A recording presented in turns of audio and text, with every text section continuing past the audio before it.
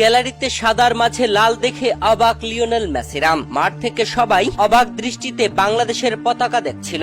একটা ম্যাচে এত সব ঘটনা কিভাবে সম্ভব? গোল বাঁচিয়ে বাজপাখি মার্তিনেজের এ কেমন শুয়ে থেকে উল্লাস। ম্যাচ শেষে ডি মারিয়া মেসি যে কাণ্ড করেছেন জানলে আপনি চমকে যাবেন। একটা ম্যাচে এত কিছু ঘটেছে যে বিষয়গুলো নিয়ে আপনি কখনো চিন্তাও করতে পারবেন না, এত ভালো কাজ হয়েছে। আর্জেন্টিনা কানাডার সেমিফাইনাল ম্যাচের টুকিটাকি নিয়ে বিস্তারিত এই ভিডিওতে সম্পূর্ণ জেনে নিন। দর্শক, কোপা আমেরিকার সেমিফাইনাল ম্যাচে 10 জুলাই বাংলাদেশ সময় বুধবার সকাল 6টায় আর্জেন্টিনা খেলতে নেমেছিল কানাডার বিপক্ষে।